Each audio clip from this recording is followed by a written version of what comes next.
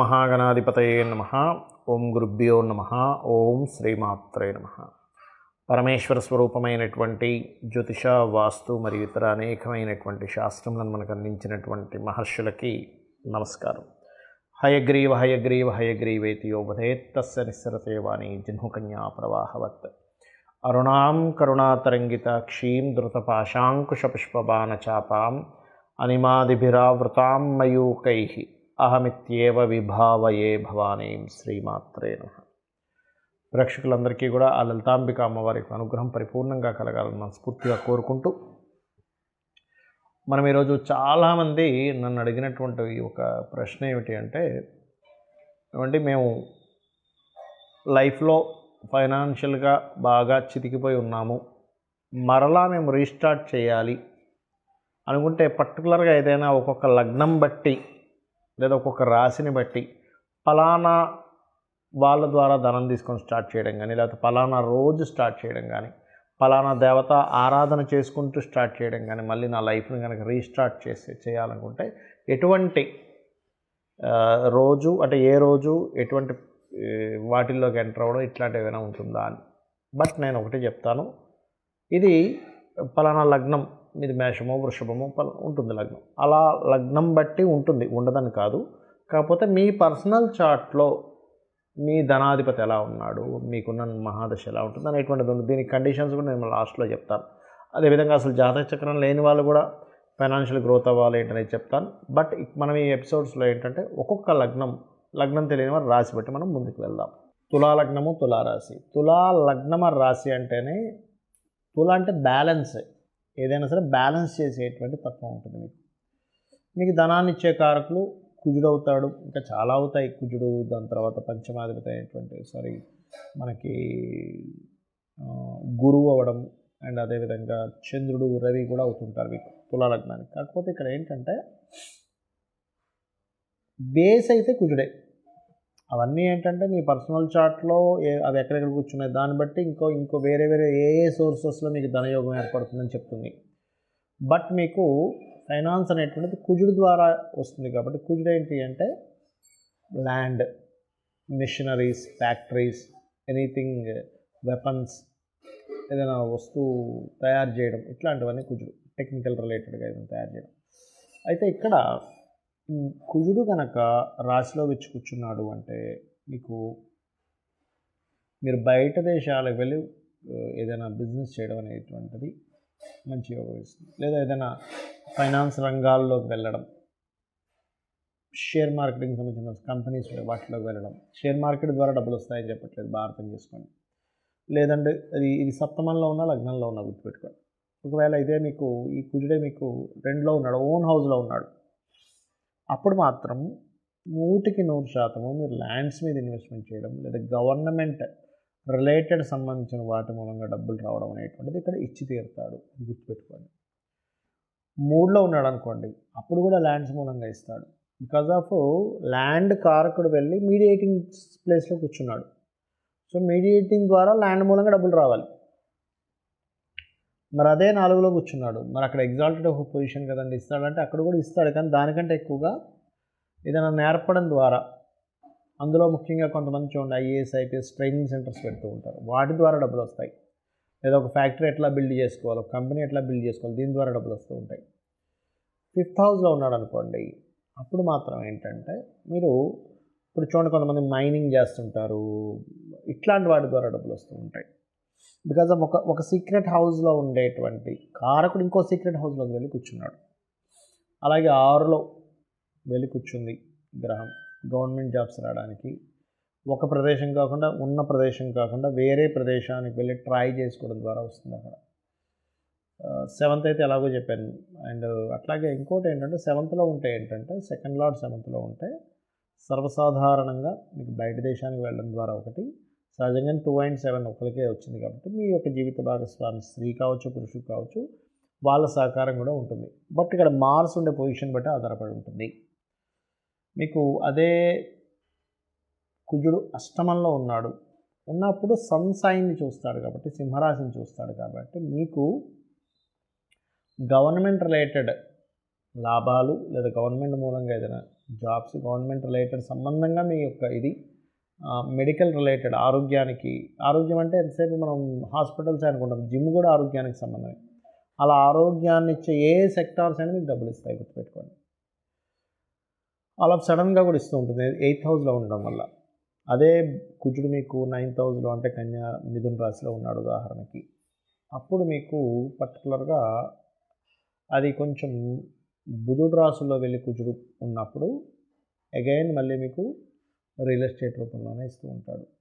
కానీ చంద్ర రాశుల్లో ఉన్నప్పుడు మాత్రం ఒక దగ్గర ఉండకుండా రకరకాల ప్రదేశాలకి సంచారం చేసుకుంటూ, లేకపోతే రకరకాల దేశాలు తిరుగుతూ, రకరకాల రాష్ట్రాలకు వెళ్తూ ఏదైనా నేర్పడం ద్వారా కానీ, టీచింగ్స్ ట్రైనింగ్స్ ద్వారా కానీ మీకు యోగం ఉంటుంది.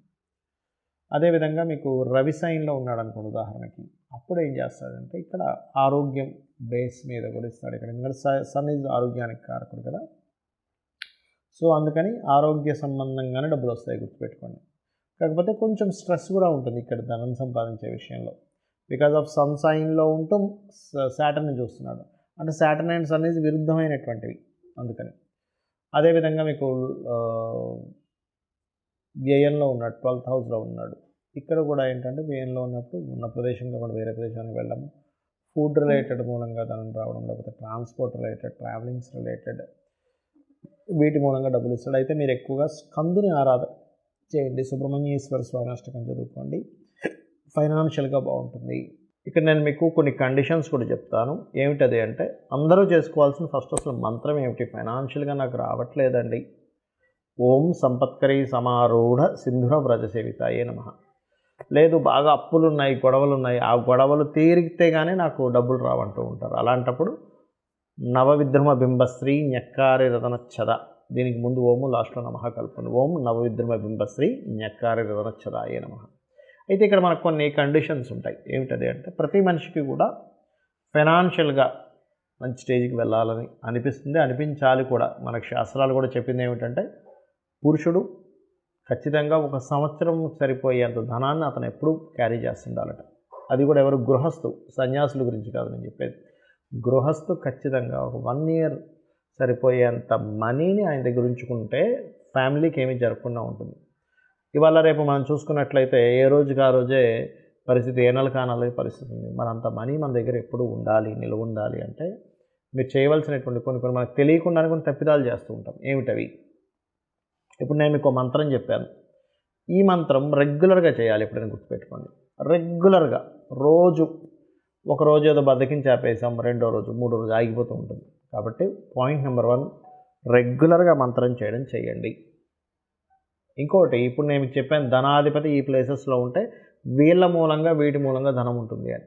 ఆ ప్లేస్లో ఇంకొక ప్లానెట్ ఏదైనా ఉంది కంజంక్షన్లో, ఏ కేతువో శుక్రుడో కుజుడో సంథింగ్ ఇంకో ప్లానెట్ వచ్చింది, రేపు 2-3 ప్లానెట్స్ వచ్చి ఉంటాయి. 2-3 ప్లానెట్స్ కనుక ఉంటే మల్టిపుల్ ధనయోగాస్ ఉంటాయని అర్థం చేసుకోండి. లేదా ఏదైనా ఒక పాపగ్రహం వచ్చింది మీకు ధనాధిపతితో కలిసాడంటే ఆ పాపగ్రహ సంబంధించినటువంటిది కూడా గ్రహారాధన చేయండి. అప్పుడు ఉదాహరణకు కుజుడు వచ్చాడు మీ ధనాధిపతితో, కుజగ్రహం దగ్గర కూడా దీపారాధన చేయండి. రవి ఉన్నాడు, కంబస్ట్ చేసుకున్నాడు, రవిగ్రహం దగ్గర కూడా చేయండి. లేదా రవిచంద్రులు ఇద్దరూ కలిసి మీ ధనాధిపతితో ఉన్నాడు, అది అమావాస్య యోగం ఏర్పడింది కాబట్టి రవిచంద్ర గ్రహాలు రెండింటికి మీరు దీపారాధన చేయండి. అప్పుడు ఏమవుతుందంటే మీకు ఈ ప్రాబ్లం అనేటువంటిది, మీ ఫైనాన్షియల్ స్ట్రెస్ అనేటువంటిది తగ్గుతుంది. ఇక మరొక విషయం ఏంటంటే చాలామందికి గోవులు దగ్గరలో ఉన్నాయండి, గోవుకి ఏదైనా తినిపించవచ్చు అని అడుగుతున్నారు. ఫైనాన్షియల్ గ్రోత్ మీకు రావాలి, మీ గ్రహస్థితిలో మంచి మార్పు జరగాలంటే మీరు చేయవలసింది సింపుల్గా ఒకటే గుర్తుపెట్టుకోండి. శనివారాలు పిడికెడు బెల్లం, సింపుల్ పిడికెడు బెల్లం తీసుకెళ్ళి దేశీవాలి గోవుకి ప్రశాంతంగా అంత హ్యాపీగా పెట్టండి చాలు. ఆ జీవి కనుక ఆనందిస్తే ప్రకృతి ఆటోమేటిక్గా మీకు పాజిటివ్ రిజల్ట్స్ ఇస్తుంది.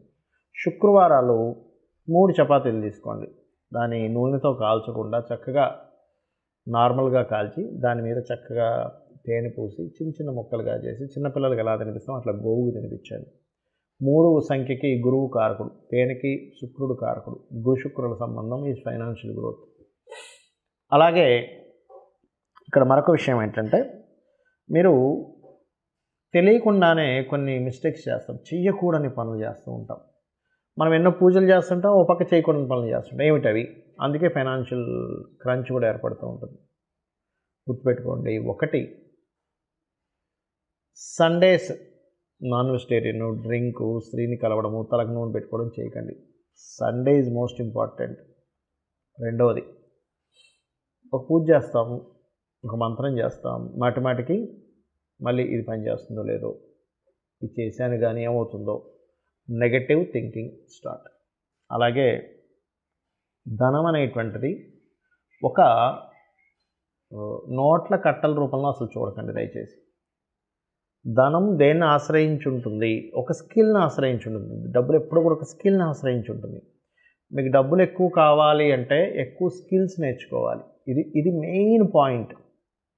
మీ దగ్గర పలానా ఇది ఉంది, ఒక బిజినెస్ మ్యాన్ దగ్గరికి వెళ్ళి మీరు చెప్పారు, నా దగ్గర ఒక గొప్ప ఐడియా ఉంది, దీని ద్వారా మీ యొక్క బిజినెస్ డబల్ అవుతుంది అన్నారు.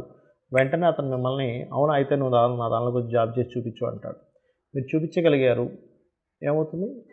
మీ యొక్క వాల్యూస్ పెరుగుతాయి. అంటే ఏమిటి? డబ్బు సంపాదించాలంటే ఎవరైనా కానీ స్కిల్స్ పెంచుకుంటుండాలి. దీని బీజం అది. ఇంకోటి ఏంటంటే డబ్బుని చాలామంది ఏం చేస్తారు, ఒక రేంజ్లోకి వెళ్ళంగానే చప్పబడిపోతారు. అది చాలా పెద్ద మిస్టేక్. అరే నేను ఆ రోజుల్లో చాలా బ్రతికాను, దాని తర్వాత ఎందుకు నేను పతనం అయ్యాను అంటుంటారు. బికాజ్ ఆఫ్ అప్డేట్ లేకపోవడం. ఎప్పటికప్పుడు అప్డేట్ చేసుకోవట్లేదు వాళ్ళని వాళ్ళు. ఎప్పుడైతే మనం అప్డేట్ చేసుకోవడం ఆగిపోతామో, ప్రకృతి ఈ వరల్డ్ అనేది ఆగదు, వెళ్ళిపోతూనే ఉంటుంది. మనం అక్కడ ఆగిపోయాం, ప్రపంచం ముందుకు వెళ్ళిపోయింది. ఇది గుర్తుపెట్టుకోండి. నేను చెప్పిన పరిహారాలు చేసుకోండి. 100% మీరు లైఫ్లో సక్సెస్ అయి తీరుతారు. ఇంకా ఎక్కువ సమస్యలు ఉన్నాయండి, అసలు మైండ్ పని చేయట్లేదు అంటుంటారు చాలామంది. అసలు ఏం చేయాలో అర్థం కావట్లేదు, షివరింగ్గా ఉంది, బోల్డ్ క్రెడిట్ కార్డ్స్ అయిపోయాయి, చాలా ఇబ్బందిగా ఉంది. ఉదయం సాయంత్రం 2 సార్లు లలితా సహస్రనామాలు యూట్యూబ్లో పెట్టుకొని చక్కగా జస్ట్ ధ్యానంలో కూర్చొని ఇక్కడ ఆ కాన్సన్ట్రేషన్ ఇక్కడ చేస్తూ అలా కూర్చోండి. మీ మైండ్ ఫస్ట్ సెట్ అవుతుంది. ఎందుకంటే నేను చాలామందిని చూస్తుంటాను, బోల్డ్ అప్పులు, క్రెడిట్ కార్డులు వాడేసి, అది వాడేసి, ఇది వాడేసి, అవి ఎలా కట్టాలో అర్థం కాక వాళ్ళ ఫోన్ నుంచి తప్పించుకొని ఇలాంటివన్నీ పడుతున్నారు. అప్పులు మీకు పూర్తిగా పోవాలంటే ఓం అపర్ణాయై నమః ఈ మంత్రం చేయండి. ఖచ్చితంగా మీరు ఆ యొక్క అమ్మవారి అనుగ్రహంతో మరలా పూర్వ వైభవాన్ని మీరు పొందుతారు.